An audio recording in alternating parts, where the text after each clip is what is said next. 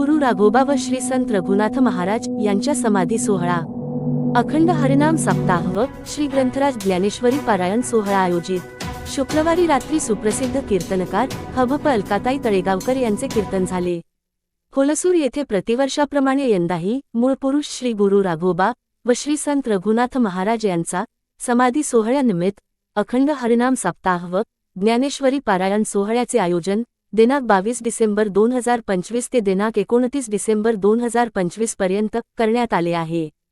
शुक्रवारी श्री हभप करण महाराज बोळेगावकर याचे प्रवचन झाले। रात्री सुप्रसिद्ध कीर्तनकार हभप अलकाताई तळेगावकर यांचे कीर्तन सेवा झाली। Star Hulsoor news Hulsoor.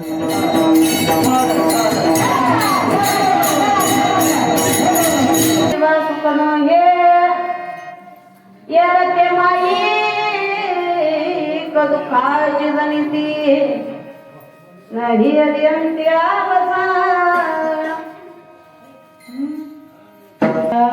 तुला माहित नाही ती चालीस कोण नव्हती तुला उगं चिरकुलांतीस उद्याच्याला बरं। आता सांगा, मतदान टाकताना सगळं राहते, पुन्हा निवडून आल्यावर पुन्हा देव करुणी घ्यावा। एकच करा की आपला एक देव करून घ्या। एक देव आपला असा झाला की आपल्या आयुष्याला असणारी सुखाची प्राप्ती। कारण महाराज, आम्ही जर देवाला आपलंस केलो नाही, देवापर्यंत जर आम्ही गेलो नाही तर काय होईल? तर जगद्गुरु तुकोबाराय सांगतात, नाही तरी गेला। कारण की त्याला आपलंस केलं की नाही की नाही महाराज, आपलं आयुष्य वाया गेल्याशिवाय राहत नाही। मग महाराज, त्याला जर आपलंस केलो तर आम्हाला काय मिळतं? तर महाराज म्हणतात, तेने विन जीवा सुख नोही। तो जर देव आपलासा झाला नाही की नाही तर आपणाला या 3.5 हाताच्या नरदेहाला सुखाची प्राप्ती कसली नाही महाराज। सर्वसामान्य माणसाला प्रश्न पडतो, एक सांगा, जर देवच मिळाल्याच्या नंतर जर माणसाला सुख मिळालं असतं तर एवढं रात्रंदिवस शेतामध्ये काबाड कष्ट करत बोंबलत फिरायची गरज लागली असते का? रात्रंदिवस माणूस जन्मल्यापासून मरेपर्यंत एका गोष्टीच्या पाठीमाग लागलाय। रात्रंदिवस माणसाची 30 तरमळ आहे आणि त्या असणाऱ्या गोष्टीचं नाव काय आहे? काय भरण्यासाठी माणूस एवढं पळतोय? तिजोरी सरणावर झोपेपर्यंत माणसाला सोडत नाही। सोडते का? नाही सोडत महाराज। तिथपर्यंत जाईपर्यंत ही माया सोडत नाही।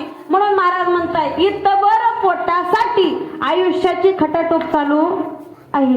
भरायचं काय? फक्त पोट। मग सुखाची प्राप्ती कुठं माणूस आयुष्यभर शोधतोय?